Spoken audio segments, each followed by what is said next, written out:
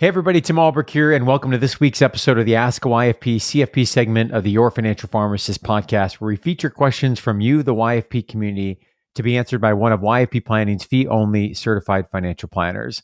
Before we jump into today's question, I want to give a shout out to YFP Planning's team that makes this segment possible. YFP Planning offers fee-only comprehensive financial planning that is customized to the pharmacy professional. You can learn more and book a free discovery call by visiting yfpplanning.com. Again, that's yfpplanning.com.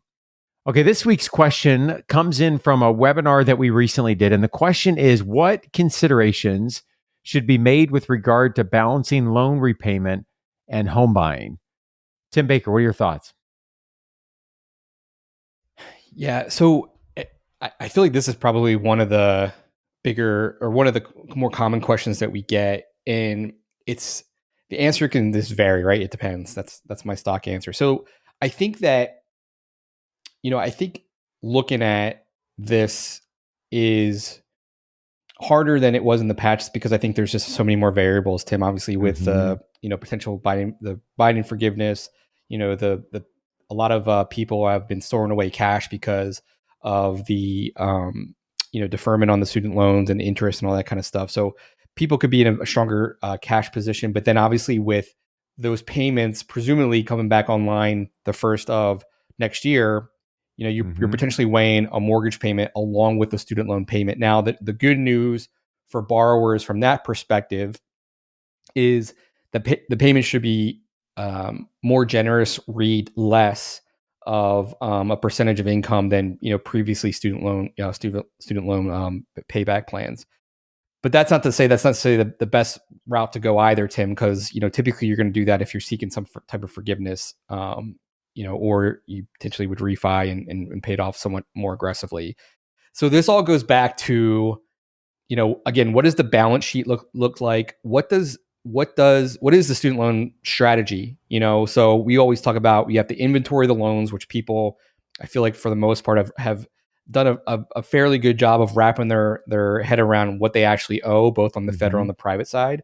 And then looking at all the strategies that are available, which are shifting because of the change in with the Biden update, and then optimize that. So it could very well be that in this particular case that a home purchase actually fits, right? Because if you are looking at a forgiveness option and you can lower that payment along with kind of shouldering the burden of like a monthly mortgage, it could work. And then if you look at potentially, if you assume that has been some stockpiling of cash during this deferment period, that might help your case too. The other thing you got to look at is interest rates. Now, some people think that interest rates are going to continue to climb. Some people think that we're kind of at its peak and they'll start coming down, this year. And who knows? I've read kind of both sides of that argument. So is it the best time in terms of timing the interest rate, and how does that affect a $400,000 home 2 years ago is going to look a lot different on your mortgage statement than a $400,000 home today, just because of the interest payments. So there's just a lot of moving pieces here, and I think I always go back to the balance sheet and I go back to the goals, right? So does it make sense to maybe wait and see come the new year what everything shakes out to be with regard to the student loans? Maybe. But as we know with the home purchase, Tim, is that it's such an emotional thing that if you're actively looking, everything kind of goes out the window. Even the plan sometimes. So, it's one of those decisions, home purchase and the trajectory in which you want to take your loans, that's so big and it affects now, but then the orders of magnitude 10, 20 years in the future are so big as well, particularly with the student loans, that I think it's worth obviously talking to somebody and having someone take an objective third party look at the goals and the balance sheet and say, hey, this is what I think you should do. Because I think making these decisions, what should I do with the student loans versus what should I do with the home purchase in a vacuum, is not the right way. So it kind of goes back to my stock answer of it depends, which is super annoying. But, again, you're looking at, two major components of a financial plan that could greatly affect, just your wealth, both today and in the future. Yeah, Tim, we see the question come up a lot, and I think it's for good reason, right? When a Yeah. pharmacist is looking at their budget and their take-home pay, typically student loans and then the mortgage payment, or perhaps if it's a rent payment now, eventually it'll be a mortgage payment. Those are probably the two biggest things, depending on your student loan repayment strategy. So your point I thought was spot on in that, for folks that currently don't have a mortgage payment, so maybe this is a first-time home buyer, and they haven't had to pay on student loans. Like if both of those turn back on in terms of the forbearance ending, come January 2023, and then obviously if somebody buys a home and that mortgage payment starts, that could be fairly abrupt. And so taking a step back, running the budget, and as you mentioned, making sure we lock down what is our student loan repayment strategy and what is that dollar amount in the budget projected to be.